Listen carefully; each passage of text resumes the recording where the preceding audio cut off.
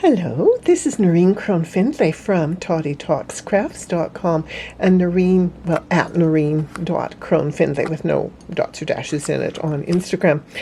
And a couple of years ago, my son and I were co-creating some really fun 3D printed stuff, but then he got really busy and couldn't carry on with doing it, so things just got kind of set aside and pushed off into the depths of the back and beyond and back and betwixt and between of my studio. And then the other day I was cleaning and I found a stack of these tiny kitten rigid Heddles that we had worked on together, and some lucets, and I was so delighted, and I thought, oh. So I painted up some of the Heddles, well, all of them, and but some of them are already on the loom. And I thought, oh, I'm going to make a little video to show some of the cool things. Even though these are really tiny Heddles, there's still really fun things that you can do with them. So I'm going to walk through with you on a couple of looms that I have warped up and show you some of the things that you can do with a teeny tiny rigid Heddle. All right, off to the next loom here.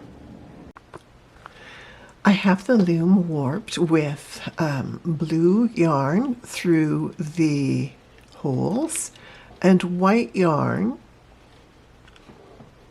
there we go, pull down, white yarn in the slots. Now, when this section I've woven weft faced, and I'll show you how I do the weft face, but the very same warp strands, when I was weaving warp face, you get, like I did quite a long batch, so I've wrapped it around the loom in two separate rolls. You get horizontal stripes with the warp face weaving. There's no, the only bit of weft that shows up is a tiny bit at the edges there. And now I just want to show you one more thing that I've done before I taught you a bit about the weft color, and that is that I've added a supplemental warp to the back of this loom, because when I was weaving the narrow band with the warp face, with the blue and white, I wanted the white to be predominant, so I made the white strands thicker and move those strands out of the way, and the blue strands thinner. But when I moved to shifting, I wanted to show you weft face, not weft face, balanced weave tabby. The warp strands all need to be the same thickness, and for tabby weave it's good to have the same thickness of weft as well. So I added a supplementary warp to the back here. What I did was I wound extra blue strands onto a cardboard tube with brown paper between the layers, and I'm using steel rods as a weight to weight the supplementary warp on it, and then I took them through the holes as well. And then I just have a carabiner on each end with a hook, and it hangs off of that. And that's a really very easy way to add more warp strands. Sorry for all the clanging. I'm using one of my favorite weaving tables. Is a little vintage TV table, and it's just a lovely height. Now, this, I wanted to show you when you're doing tabby, you will, the way it's done is that you, oh, this is hard because I'm not, I'm just holding the camera. I don't have it on a tripod, so I need two hands, but I will. I won't be able to do that with two hands. Anyhow, I'll just chat you through it here. With warp face weaving, you use your shuttle to push the weaving into the fell line. But with weft face, like with either weft face or with tabby, you use the heddle to move the weaving into the fell line. The fell line is the last row of weaving, and I've just dropped my shuttle so that I can just, with balanced weave like this, you simply, you just ease it into place. And now normally I would have held on to this edge as I snugged it in, but when I'm doing this one-handed, you just have to do the best you can. I wanted to show you the difference between using different colors of weft. Here is white weft. Here is a darker blue. And here is a pale blue weft. And you can see how I'm just unraveling here a bit. So you can see, whoops, the loom has made that a bit glitchy. But you can see the difference that the weft makes in the tone of the weaving. And here, let's go a little further. And there you can see the warp-faced weaving, all done on the same warping. And so you can, with the same warping pattern, you can do your weft-faced weaving or your balanced weave or warp face. So using a rigid heddle gives you just so many options. Because I had it warped with the blue strands in the holes and the white strands in the slots, that will give me what's pretty much a horizontal kind of bars. And you certainly see that more so in the weft, the warp face than the weft face. I'm going to turn off the camera and move over to a different loom. I want to show you another way of, there's just so many ways that you can use these tiny heddles. So I'm going to show you some other things, and I'll just pull up another loom. Now this loom I have warped again with the tiny kitten rigid heddle, and I am doing what I call just the simple chain pattern. And in order to do the simple chain pattern, you'll use two contrasting colors, and the pattern color, the chain is made by having the color 1 or color 2, whatever you want to call it, goes through a slot, a hole, and a slot. And that, now this is warp face weaving. And so with the warp face weaving, I have the same color as the background yarn. And again, the weft on the shuttle is only going to show up a little bit at the edge. Now the heddle will actually, when you're weaving, the heddle moves further back and doesn't come down to the fell line as you weave. Your shuttle will, when you lift, I use for row 1 and all odd rows, I lift, and that brings the, gosh, that's hard to see against this background, but that brings the holes into play. And so that I'm weaving from right to left. The even rows are you push down, and that brings the slots into play. And so the heddle does its job of lifting or pushing down the holes, the thread in the holes, and that will give you the two sheds. And it's the shuttle that does the pushing of the weaving against the fell line. So warp face weaving, you always use the shuttle to push the weaving. You'll pull it up tight so that your thread or your yarn snugs the warp strands together, and then you beat into place with your shuttle. With tabby or web face, that's the job of the Heddle. So this is 2-color simple chain.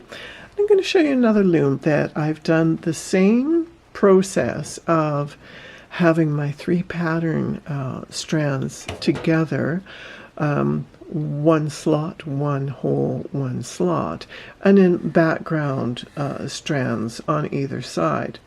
So I'll show you what happens when you use 3 colors instead of 2, and that same process of using the chain pattern. So we'll move on to another loom. This is an Inkle loom, but I have found I've gotten so attached to working with Heddles on the Inkle loom that I don't use string Heddles anymore. I just work with the rigid Heddle on the Inkle loom, and it works beautifully. Now here you can see I've done 3 colors. The edge colors are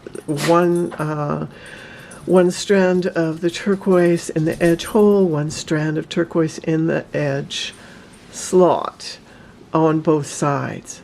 I've put yellow in the center, and then 2 strands of the variegated red, and that gives me a chain that I call the flower chain. Now I'm going to show you the flower chain in 2 variations. This one I have woven the I have on the row 1, I have lifted my my Heddle, and oops, where's my, I'll use an I guess an empty shuttle here. I'm trying to do this with one hand because I'm holding the camera in my hand. And you see how, oops, up, stay up there, little Heddle. And actually, I'm going to get my husband when he comes around the corner. He may have gone downstairs already. Whoops. Okay, so we want that to stay up. Stay up. Okay, and so what I'm going to do is I'm picking up the two, the background and the flower petal color. And this row, oh, I'm flopping around. I should put this on the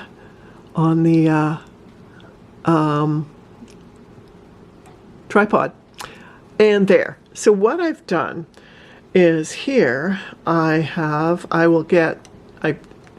if I had my weft on here, this will, by pushing the center yellow down, that's how I get the blue strand going across to separate each of the flowers. Now, when I want the yellow in the center, I just lift up the Heddle and it goes through all 5, the shed with all 5 of the strands, including the yellow being up. And so that's how I get the flowers separated by a strand of the weft, so that the flowers are separated out. That leaves quite a long dash of yellow on the back. And you can see when, here, let's just flip the loom, and here I have just gone woven with, again, this is warp face.